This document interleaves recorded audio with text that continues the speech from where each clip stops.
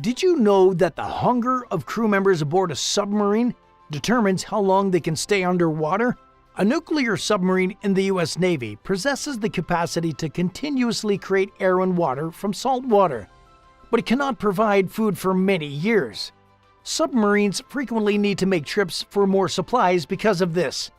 We recently had the good fortune to win a lottery chance that allowed us to take a tour inside a $3 billion nuclear submarine's kitchen and freezer to see firsthand how food is made and kept.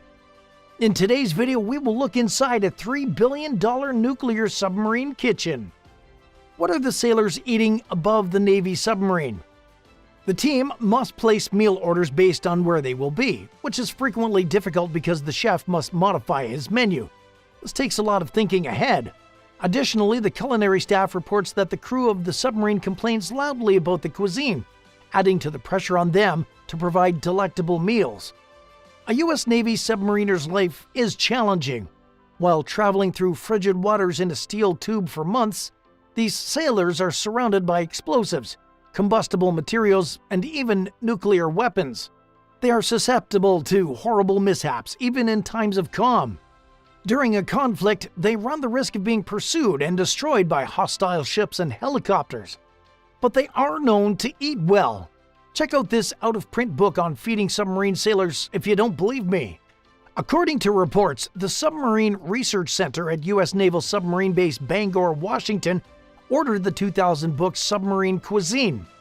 It includes intriguing observations regarding the duties of a cook aboard a sub, how the food is loaded, kept, and cooked, as well as the sorts of meals submarine workers may enjoy. It describes life on submarines going back to World War II. The book includes tales of submarines from the era when vessels were given fish-related names, such as the USS Hardhead, USS Bluegill, and USS Blenny. The book adds that sailors are fed 3 meals a day for the duration of a modern American submarine's mission, which might continue for weeks or even months without replenishment. Submarines of the Pacific Fleet were fed by Cisco, a ubiquitous food distributor, whereas those on the East Coast were fed by Kings Bay. 1 box of goods at a time, the food is manually dropped into fast-attack submarines at the harbor. On ballistic missile submarines, the food is dropped by crane in aluminum modules measuring 6 by 6 by 5 feet via the entrance of the escape trunk. The book also includes recipes for popular breakfast dishes like creamed eggs, which, let's face it, doesn't sound all that wonderful. It also includes instructions for making corned beef and cabbage, ginger pot roast, now we're going somewhere, and Maryland-style fried chicken. Naturally, the collection of recipes includes Navy bean soup. Desserts including cherry pie, rice pudding, and baked apples round out the recipe list. One of the more customer-focused positions on a U.S. Navy submarine, the cook's responsibility is highlighted in submarine cuisine. The pressure to prepare meals, clean up after themselves, adhere to a timetable, and stay under a monthly food budget is constant for submarine cooks. It's crucial to maintain a clean dining space.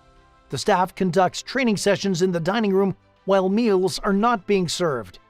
Because submarines are designed to operate silently and because submariners seldom divulge details of daily life on board, the Navy's submarine force is known as the Silent Service.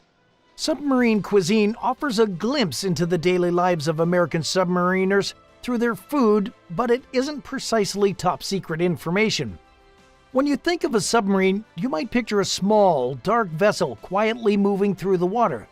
But did you know that submarines can stay submerged for months at a time? How do they do it? Well, part of the answer lies in the process of resupplying nuclear submarines at sea.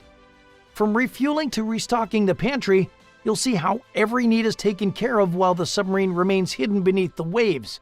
So sit back and enjoy this inside look at one of the most interesting aspects of modern naval warfare. The ballistic missile submariners of the United States can remain underwater and conceal from prying eyes for up to 3 full months at a time. However, what takes place when one of these boats has to be resupplied while it's at sea? There are a variety of resupply methods accessible to these covert war machines, but only one just made public by the United States Navy. These choices range from tiny drones to enormous cargo planes. Rear Admiral Blake Converse, commander of Submarine Force Pacific, made these remarks this week at the annual symposium hosted by the Naval Submarine League. "We don't need to send them fuel, but sometimes we do need to send them food, and sometimes we do need to get them some parts to keep them at sea," Converse said. "Our submarines are quite dependable and can carry quite a quantity of food, but this further expands the range that those submarines are capable of traveling, and it was a major boon to the BN Force's ability to carry out their missions." As part of the maritime component of the United States nuclear triad, the United States Navy operates a total of 14 ballistic missile submarines of the Ohio class, all of which are fueled by nuclear reactors. These submarines perform their duties in conjunction with the triad's aerial leg, composed of bombers such as the B-52 and the B-2, and the land-based leg, which is made up of intercontinental ballistic missiles. Both Russia and China have their very own nuclear triads, and the tactics that they use are quite similar. Because they are an integral element of the nuclear triad, these submarines are required to remain at sea for lengthy periods. This helps to ensure that the sea-based nuclear deterrent that the United States maintains is effective. However, because they can only keep enough food on board for around 90 days at a time, these submarines sometimes need to be resupplied when they're out in open water.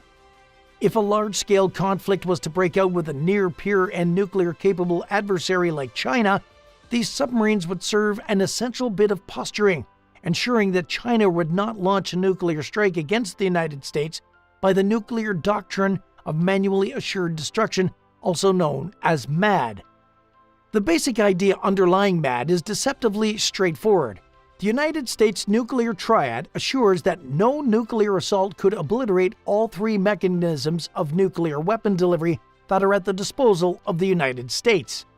The Mutual Assistance Arrangement is essentially an agreement between adversarial countries that states, "If we go, you go with us." Because of this, the United States ballistic missile submarines are often referred to as boomers, which is not very humorous.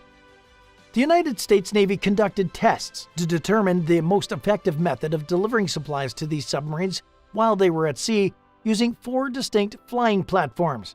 At first, a member of the United States Navy piloted a quad-rotor drone that was capable of delivering small objects or pieces of equipment to a submarine that was surfaced. After that, a United States Navy MH-60 Seahawk brought in a bigger payload, followed by a United States Marine Corps MV-22B Osprey bringing in another cargo load. Finally, a United States Air Force C-17 Globemaster dropped another package from the sky as it sailed above. Whether it be a small part delivered by a UAV, if it maintains the submarine fully operational because it fixes their atmospheric control systems or weapon systems, or whether it be a resupply of food or other logistics or medical capabilities that they need to continue on their mission, we exercise those things to demonstrate the ability to keep our submarines at sea, said one official. What do you think about the life inside of a submarine? Feel free to drop your thoughts inside the comments below.